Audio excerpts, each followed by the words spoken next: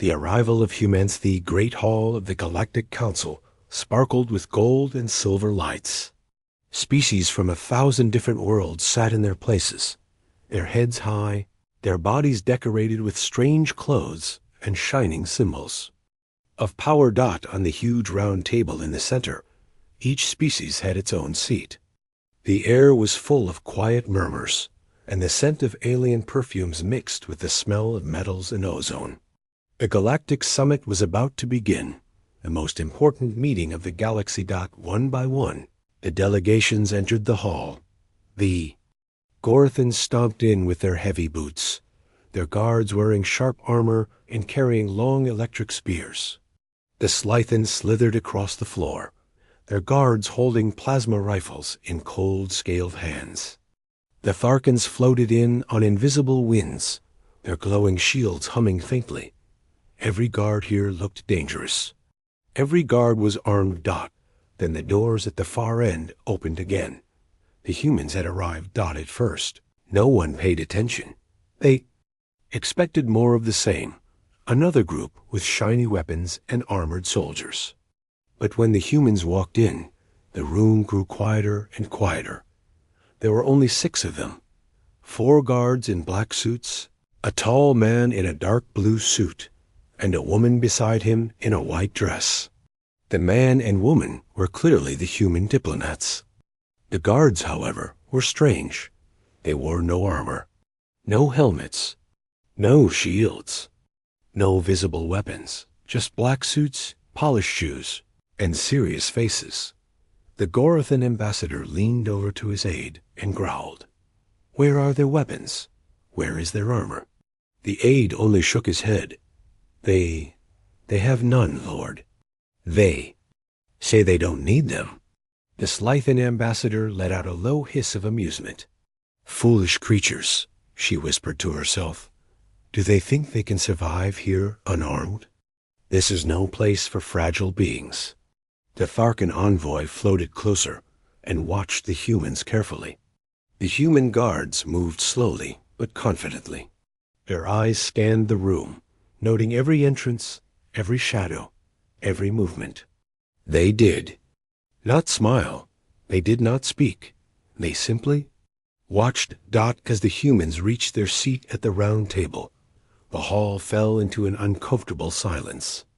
The other species stared at them with confusion, some with mocking smiles, others with thinly hidden suspicion. One of the Gorthan guards, a massive creature with steel claws and a heavy spear, couldn't resist. He laughed loudly, his voice echoing through the hall. "Is this a joke? Are these supposed to be guards? They wear soft cloth. They carry nothing. What are they going to do? Talk us to death?" His words made a few others chuckle. The Slythan guard smirked and added, "Perhaps they plan to bore us." Until we surrender. The humans didn't react. Not a single one of the guards even turned his head toward the laughing aliens. They simply stood there, silent and still. But then something strange happened. As the laughter continued, some of the older ambassadors stopped smiling. Their faces became serious. A few even leaned back slightly in their chairs, as if trying to put more distance between themselves and the humans. One young Gorthan warrior, confused, whispered to his commander, "Why are they not afraid? Why do they look so calm?" The commander's jaw tightened. His claws tapped nervously on the table. "Because," he said quietly, "they don't have to be." The young warrior frowned. "I don't understand." "They are weak, unarmed." The commander's eyes never left the human guards. "Then you understand nothing." In the shadows near the wall, a Slythan diplomat whispered to her assistant, "Do you see how they move? How they watch everything?" The assistant nodded slowly. "Yes, it's unsettling." "Yes," she agreed. "They are not like the others." In the center of the room, the human diplomat finally spoke, his voice calm but firm. "We are honored to join this council. My guards will remain here, as is our custom." The head of the council, a towering creature of crystal and light, tilted its head and asked, Human representative, do you not wish to arm your guards? You are permitted. The human smiled faintly and shook his head. Thank you, but that won't be necessary. A soft murmur spread across the hall. Even the crystal-headed council leader seemed surprised. The human sat down. The guards stayed behind them, standing silently, their hands clasped in front of them. They still carried nothing but their own quiet confidence. As the meeting began, the whispers grew louder. Don't go near them, someone muttered. Keep your distance, another voice advised. Don't provoke them. The young Gorathan warrior, still confused, leaned closer to his commander. Why is everyone whispering? They have no weapons. They cannot fight us. The commander finally turned to him, his eyes cold. You fool, he said. The reason you fear them is because they don't need weapons. They are the weapon. And with that, the commander sat back and said nothing more. The human guards stood motionless at the edge of the hall, their quiet eyes still watching everything. And for the first time in the long history of the Galactic Council, the mighty warriors of 100 worlds looked at one small, unarmed species and felt afraid. Asterisk, whispers in the hall. Galactic Council Hall had never been so quiet during a summit. At the great round table, the most powerful species of the galaxy sat in their seats, yet none of them spoke loudly now. Their voices had become low murmurs, soft as the wind. The air was heavy, like a storm about to break. It was because of them. The humans, they stood at their place, calm, still, silent, as though nothing could touch them. Their guards wore no armor, carried no weapons, yet they stood straighter and sharper than anyone else in the hall. The 4 human guards, dressed only in black suits, kept their hands calmly folded in front of them. Their eyes, however, moved, constantly watching everyone and everything. To a young visitor, it might look like they were harmless, but to the old ones, to those who remembered, it was something else entirely. The whispers began.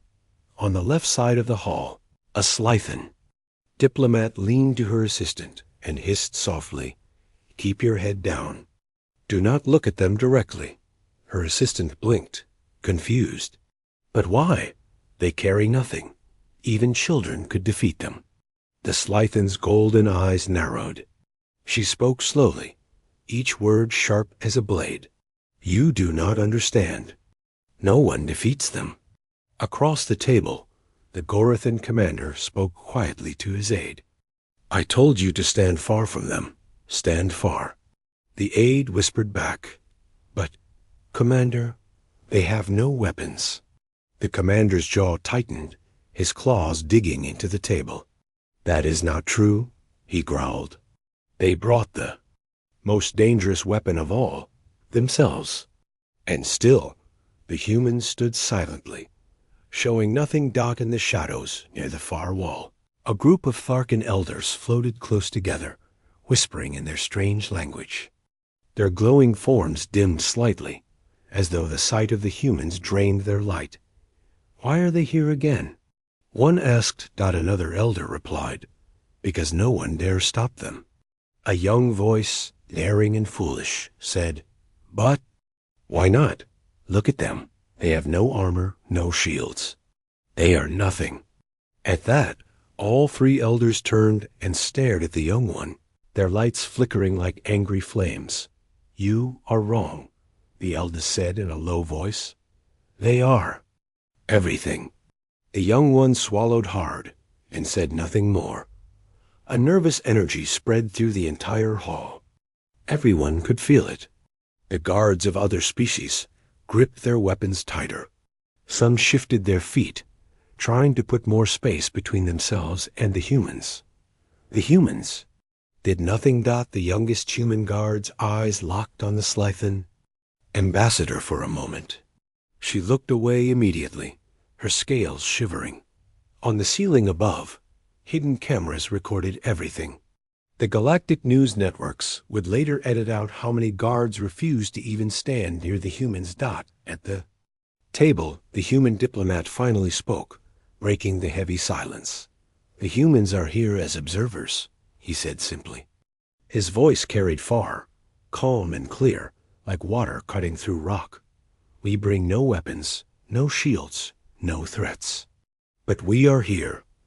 The crystal-headed council leader nodded slowly, but its light pulsed faintly, uneasily. "And yet," it said, "you bring with you something that makes even the oldest of us uneasy."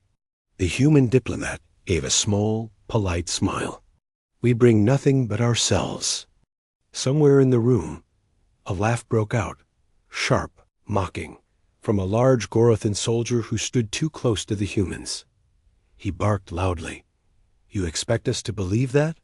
You think you can frighten us with empty hands and soft clothes?" He took 2 heavy steps forward, his metal boots striking the marble floor like thunder. He stopped just a few feet from the nearest human guard, towering over him. "Look at you," the Gorathan sneered. "Small, weak, unarmed, I could crush you where you stand." The human guard looked up at him, calm, silent, and said nothing. For a long moment, the Gorathan waited for fear to show in the human's eyes. There was none. The Gorathan's sneer faltered. Then, without a word, the human guard took a single step closer. Just one step, the Gorathan froze. He could feel it now. Something dark, cold, and heavy settled in his chest. It was not fear of weapons. It was not fear of pain. It was the quiet, certain knowledge that if this human chose to act, he would not leave this hall alive. The Gorathan stepped back. The human guard stepped back to his place, and the whispers grew louder. "Did you see?" Someone murmured. "They didn't even touch him. They don't need to." In a corner of the room, the Slythan assistant leaned closer to his superior. "What happened?" he asked softly. "What are they?" The Slythan's golden eyes stayed fixed on the humans. She whispered, almost to herself, "They are the storm that comes without warning." As the meeting continued, the humans remained quiet, but their presence filled the room like a shadow no one could escape. The Tharkan elders whispered among themselves again. "Do you remember the last war?" One of them asked. "Yes," another replied. "Do you remember how they fought?" "Yes." The eldest elder spoke last, his voice like wind in a tomb. "Then you understand why we whisper." From his seat, the human diplomat glanced around the room, his faint smile returning as he watched the others avoid his gaze. His guards stood behind him, silent and still, their dark eyes catching every movement, every breath, every heartbeat. The whispers never stopped. Even the crystal-headed leader, glowing faintly, spoke softer now. The council had seen countless wars, countless weapons, countless threats, but none of them, not even the oldest species, could look at the unarmed humans without feeling a chill in their bones, because every species in that room knew the same terrible truth. The humans were not dangerous because of what they carried. They were dangerous because of what they were, and they didn't even need to prove it.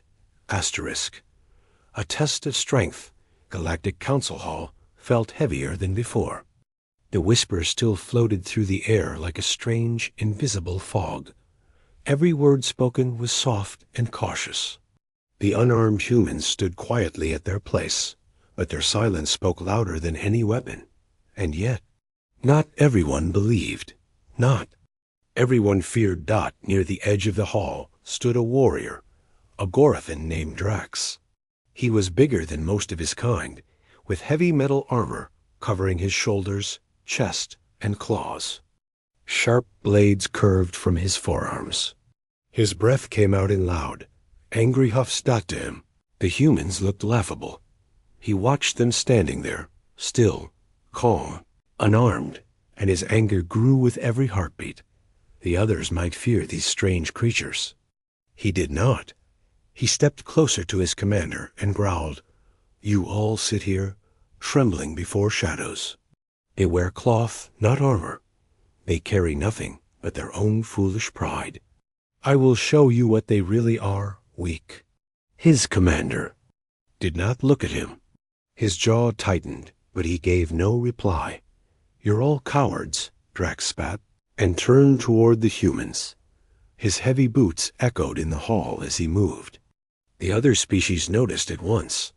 Voices fell silent. All eyes turned to watch him. The humans, however, did not turn. They stood exactly as before. Drax stopped in front of the nearest human guard. The human was young, with short dark hair and sharp, quiet eyes. He looked up at Drax calmly. Drax sneered. "You, yes, you. Do you think you scare me? Do you think you can stand here, unarmed, and pretend to be stronger than us?" The human didn't answer.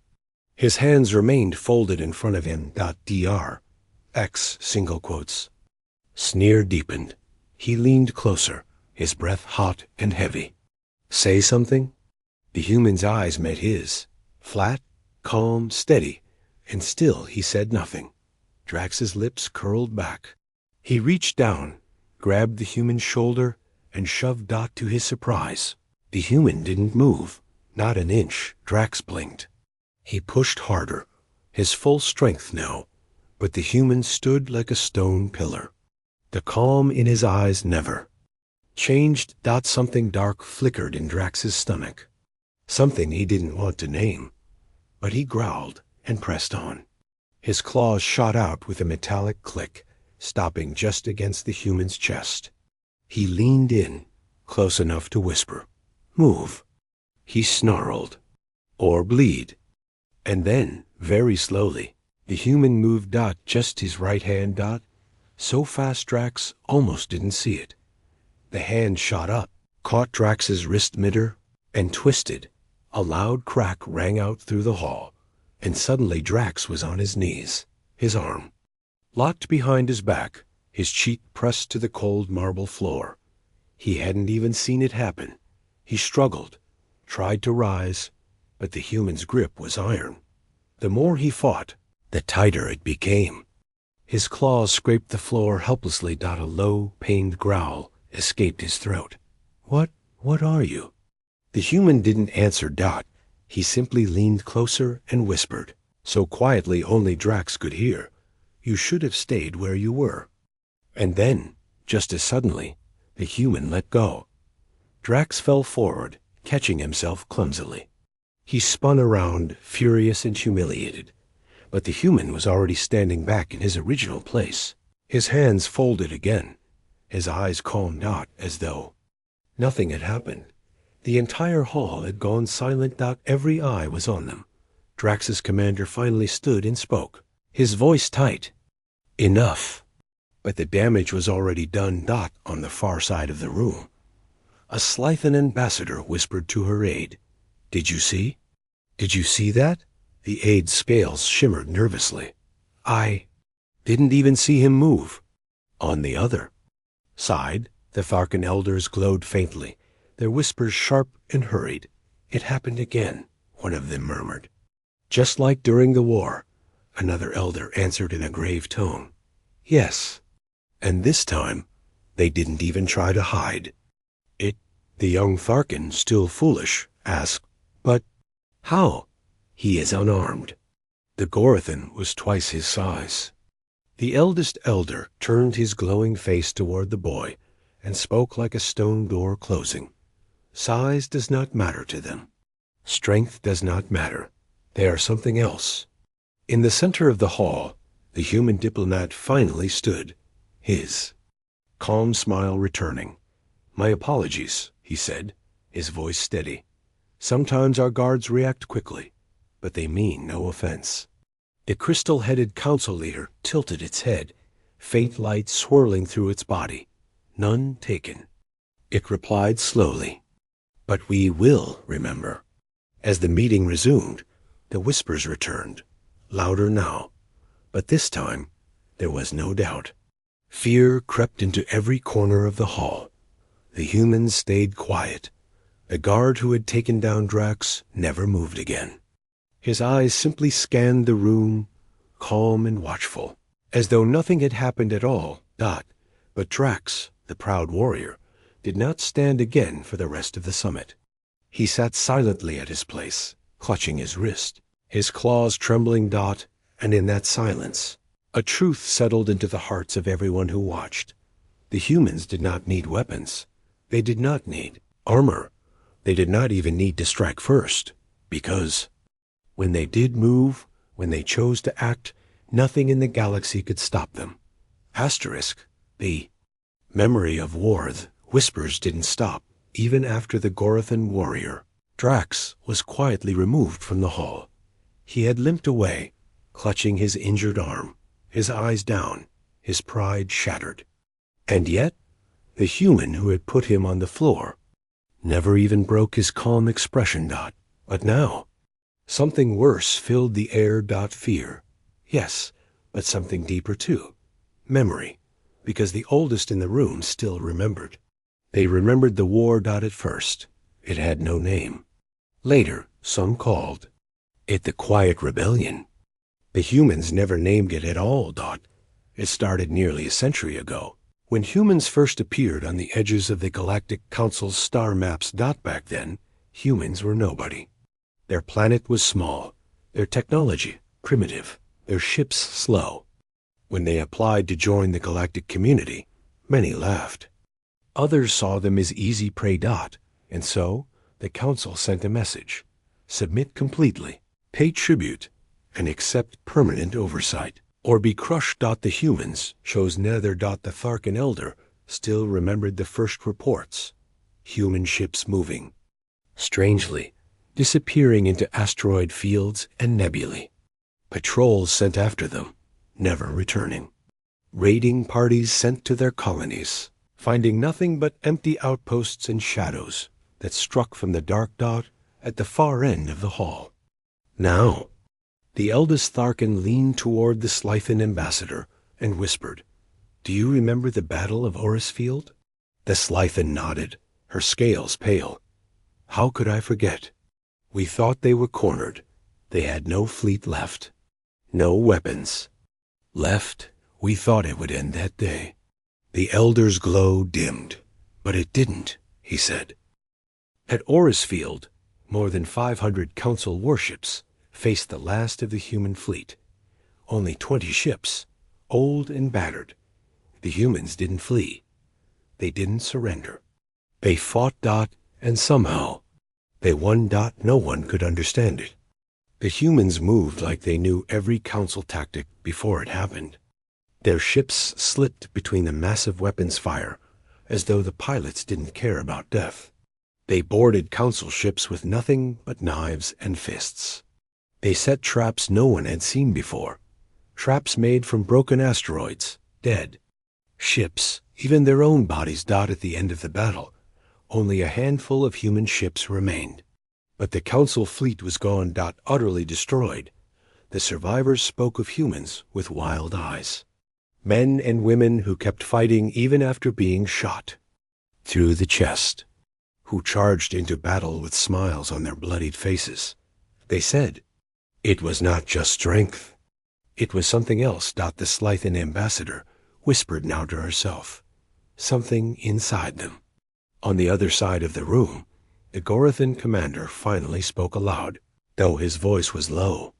During the siege of Kiril Station, he sighed, "My unit boarded the human stronghold.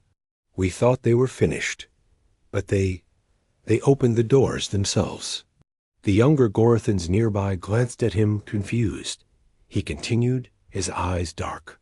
They opened the doors and came. Out with no armor, no weapons, just bare hands.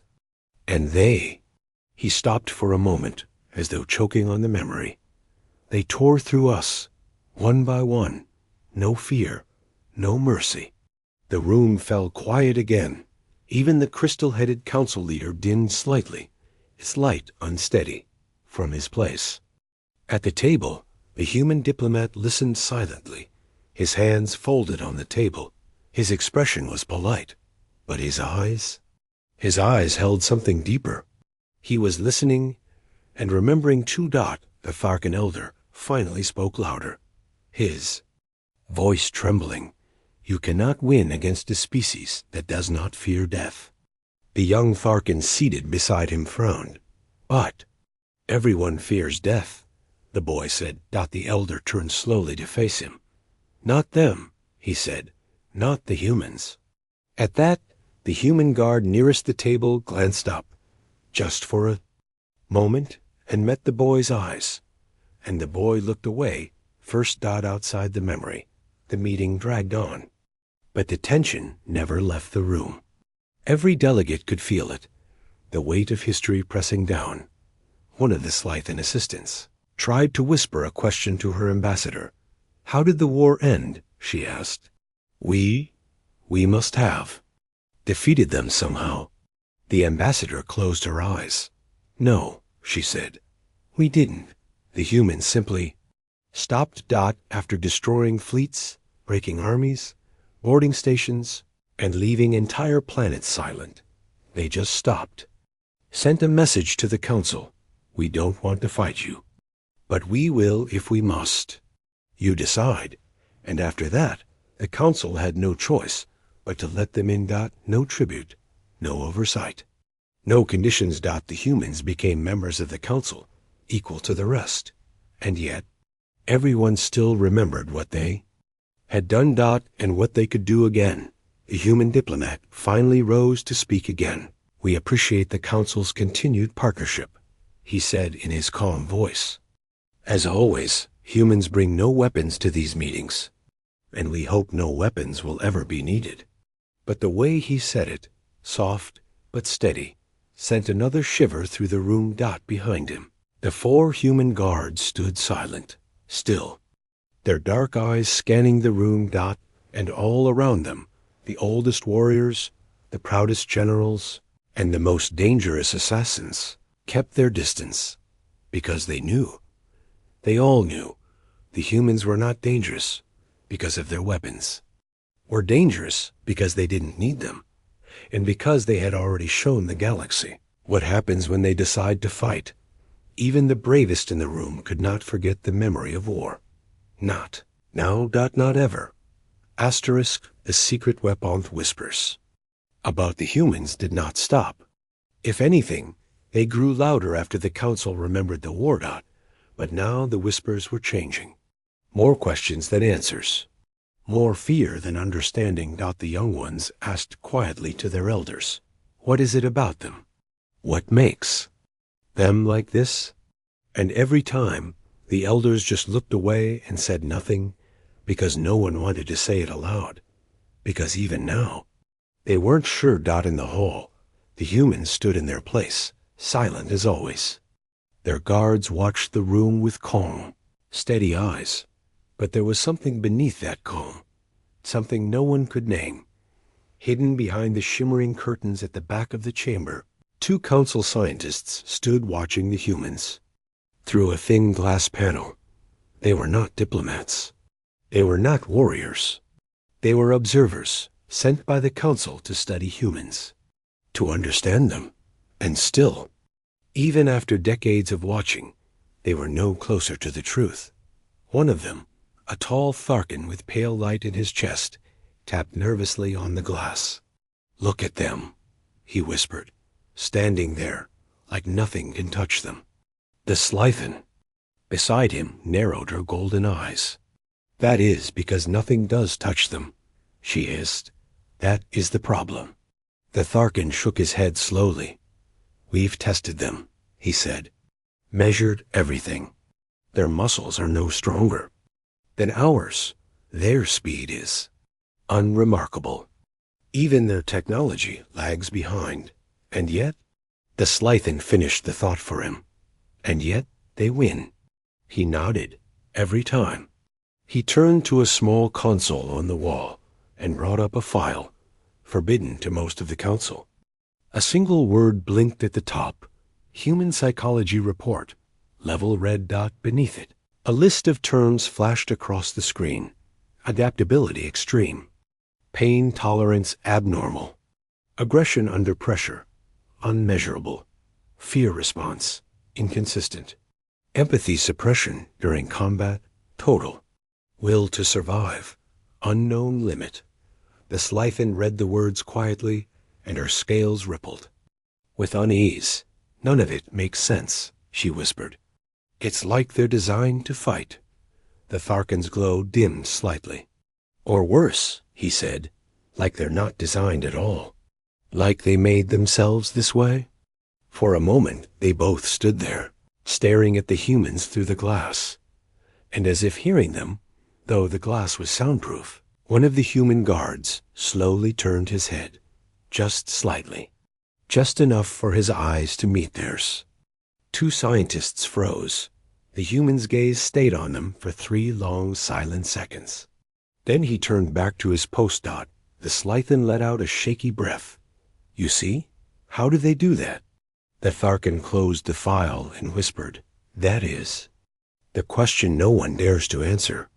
Back in the main hall, the council leader's crystal body flickered faintly as it addressed the assembly. "We have reached the matter of planetary security measures," it announced. "If the human delegation would like to comment, they—" Human diplomat stood politely and bowed his head. "Thank you," he said in his steady, calm voice. "We have reviewed the proposed security protocols. Humans see no need to add further measures." The Gorathan commander, still nursing his pride after what happened earlier, couldn't help himself. He let out a bitter laugh. "Of course you don't," he muttered, just loud enough for everyone to hear. "Why would you? You don't need ships or shields or weapons, do you?" The room went quiet. The human diplomat glanced at him. And then he smiled, not cruelly, not angrily, just a small, knowing smile. "You're right," he said softly. "We don't."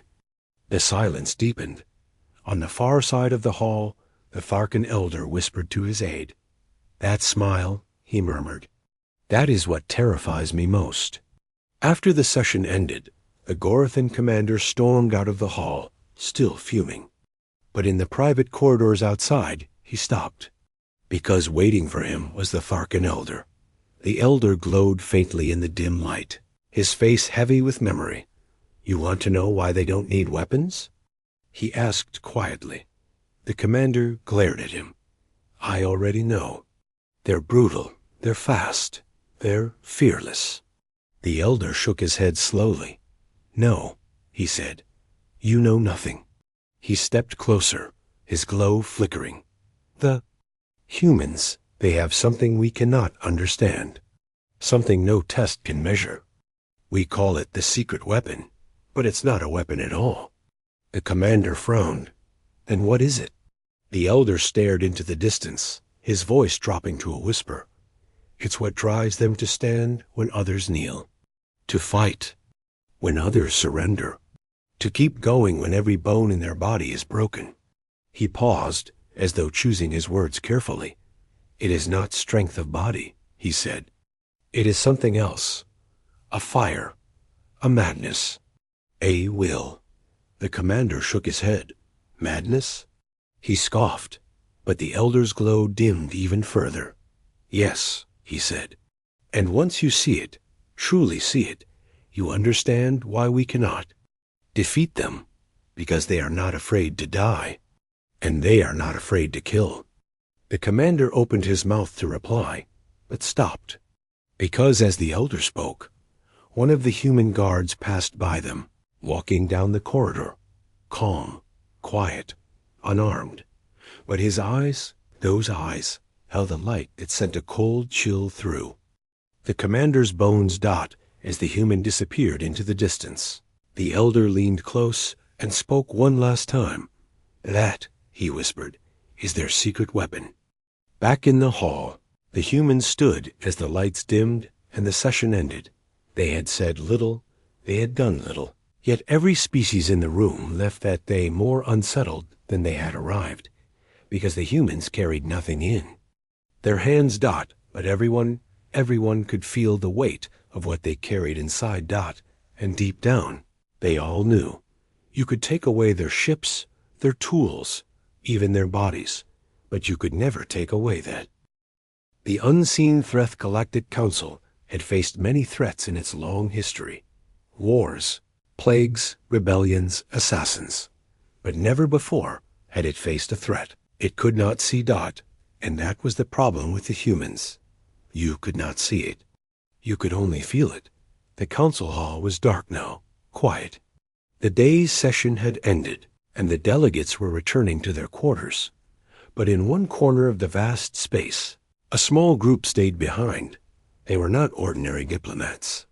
They did not wear the bright colors of their species, nor the shining marks of their rank. They stood in the shadows, whispering Dot. There were 5 of them, from 5 different species, but they spoke with one voice.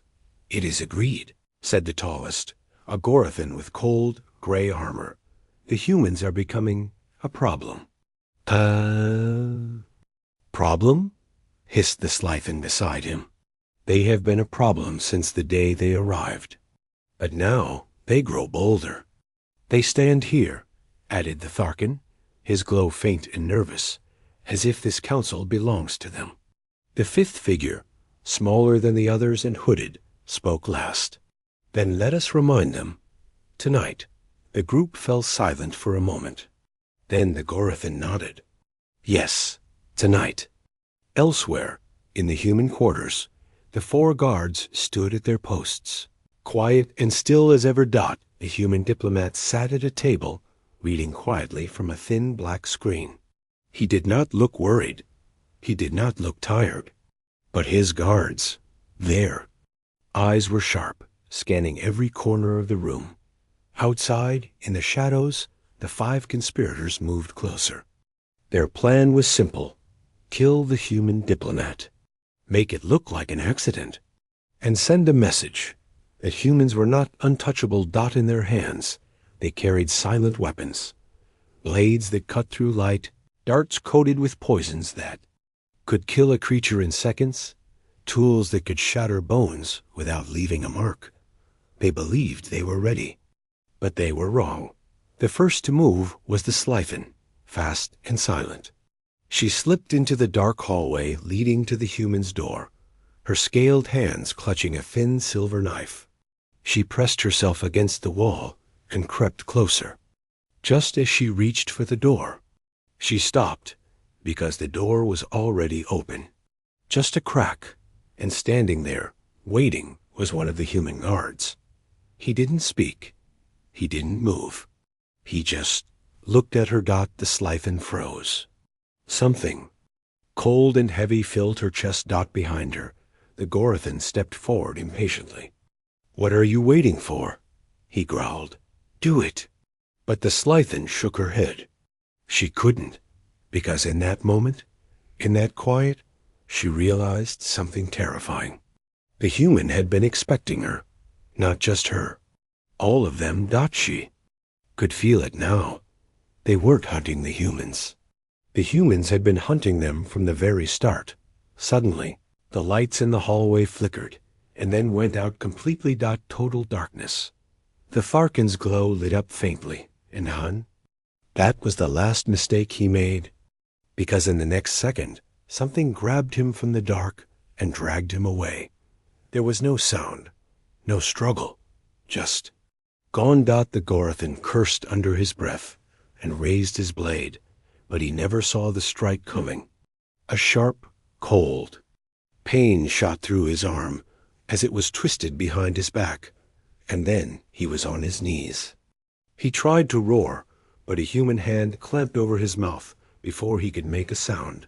One by one, the conspirators were taken, and when the lights flickered back on, they were all on the floor, alive but silent, their weapons gone. There, bodies trembling. The 4 human guards stood over them, calm and quiet, not a hair out of place. Later that night, the council leader received a message. It arrived in the form of a simple data crystal. No signature, no sender. The leader placed it in the reader, and a single sentence appeared on the screen. "Do not provoke the humans again." Below it, A list of names scrolled across the screen. The names of the 5 conspirators. And next to each name, a note. Apprehended. Released. No further action necessary. This time, the leader's crystal body dimmed. This time, it repeated softly. The next day, the council hall was even quieter than usual. The 5 conspirators were back at their seats. But they said nothing. They didn't look at anyone. And they certainly didn't look at the humans. The humans entered as always, calm, silent, unarmed, and stood at their place. The diplomat bowed his head politely. "Thank you, council members, for allowing us to continue these talks," he said. His voice was calm. But his eyes held that same quiet fire that made the others shift in their seats. The Tharkan elder, who had seen too much already, whispered to his aide, "Do you see? They didn't even need to hurt them, just reminded them." His aide swallowed hard and asked, "But how did they know? How did they stop them?" The elder shook his head slowly. "That," he said, "is what no one understands. Because the humans didn't just fight in ways others couldn't. They saw in ways others couldn't. They moved through shadows like they owned them. They planned 5 steps ahead, like they already knew what you would do. The unseen threat. You couldn't point at it. You couldn't measure it. You couldn't stop it. And that was what made it so terrifying."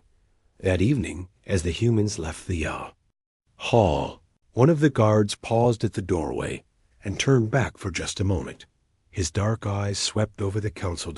And for a single second, everyone in the room, even the bravest among them, felt it. The humans didn't just carry a threat in their hands. They carried it in their silence, their calm, their watchfulness. Everywhere they went, and the galaxy would never forget, because you could lock away weapons. You could build shields and walls and armies, but you could never defend yourself against what you couldn't see. And the humans were already there. Asterisk. The final lesson at Galactic Council Hall had never felt so heavy. On this day, it was not just quiet, it was silent. Not a single whisper passed through the air. Not a single claw tapped the table. Not a single breath was wasted on mockery or doubt, because everyone finally understood. The humans stood at their place at the great round table. 4 guards in black suits, calm and still. The diplomat beside them, hands folded on the table, a faint smile on his lips. But this time, no one laughed at them. No one questioned why they carried no weapons. No one dared, because they had all learned the final lesson. It began when the council leader rose, its crystal body dimming slightly, and spoke in a careful, measured tone. Human delegation. It said, "This council has reviewed your conduct during the recent sessions, and we wish to acknowledge certain concerns." The human diplomat nodded politely. "Of course," he replied. "Please, speak freely." But no one truly dared to. The leader hesitated before continuing. "It has become clear that your presence affects the other members. Some feel uneasy. Some feel threatened." The human's faint smile did not change. He tilted his head slightly. "Threatened?" he asked softly. "By us?" A few delegates shifted uncomfortably in their seats. None of them could meet his eyes. "You carry no weapons," the council leader said.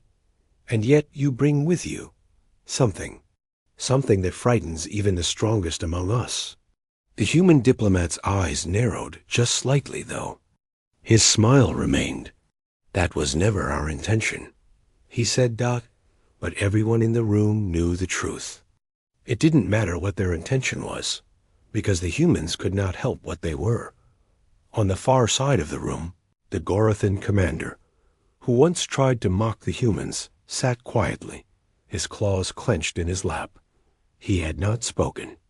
Since that day, when one of the human guards put him on the floor without breaking a sweat, beside him, the Slythan ambassador, who had once tried to have the human diplomat assassinated, kept her eyes low and her mouth shut. She still remembered the night when she and her allies had disappeared into the shadows, and then been caught in the shadows. She still woke sometimes, feeling that cold human gaze on her, even in her dreams, and the Tharkan elder, who had seen more wars than anyone else in the room, now glowed faintly and said nothing at all, because they all knew now the final lesson. The human diplomat rose slowly from his seat and straightened his jacket. Then he spoke. "Council members," he began, his voice calm but heavy enough to fill the hall. "Humans have been part of this council for decades now. And yet, even now, you do not understand us." His eyes moved slowly around the room, meeting the gaze of each delegate who dared to look up. "You measure strength by the size of your armies. You measure power by the weight of your weapons. You measure danger by the heat of your shields." He paused, "But we are not like you." The hall was utterly still. "Our strength," he said, "is not in our hands, not in our tools, not even in our numbers." Behind him, the human guards remained still, but now their presence felt almost suffocating. "Our strength," the diplomat continued, his voice dropping slightly, "is in here." He tapped his chest, bent his temple. "In here," he repeated, "where you cannot see it, where you cannot touch it, where you cannot destroy it." He smiled faintly now, but it was not a warm smile. "You fear us because we do not stop, because even when the battle is lost, we keep fighting, because even when our bodies break, we keep moving, because even when hope dies, we do not." He leaned forward slightly, resting his hands on the table. "You fear us," he said quietly, "because you know, deep down, if we decide to stand against you, nothing you have will be enough to stop us." A shiver ran through the hall, and still he went on. "You have asked yourselves again and again, why are the humans so dangerous? Why do they not need weapons? Why do they not need armor?" He looked around the room slowly. "The answer," he said softly, "is simple." He straightened again, his eyes sharp now, and in that instant, every being in the room felt it, that quiet fire, that strange, terrifying certainty, that thing inside the humans that no one could name. And then the human diplomat spoke three final words. "We are the weapon." The words seemed to echo through the hall. Even the lights above flickered faintly, as if the galaxy itself heard them. After that, no one spoke. One by one, the delegates lowered their heads. One by one, the oldest and proudest warriors of the galaxy acknowledged what they already knew, but had never dared to say aloud, that the humans did not need weapons, because the humans were the weapons. The Gorathan commander, who had once mocked them, finally understood. The Slythan ambassador, who had once tried to kill them, finally understood. The Tharkan elder, who had seen their wars and whispered of their madness, finally understood. Even the crystal-headed leader, who had tried to reason with them, finally understood. The human diplomat gave one last polite bow. "Thank you, council members," he said quietly. "We look forward to continuing our partnership." Then he turned and walked out. The 4 human guards followed, silent, calm, watching. And as the doors closed behind them, the great hall of the Galactic Council was left in silence, not just quiet, but humbled. Because now they all knew there was no defense against what the humans carried inside them. No weapon strong enough. No shield thick enough. No army big enough. The final lesson was clear. You can break a body, you can burn a planet, but you can never destroy a will like theirs. When that will decides to stand against you, the galaxy itself trembles.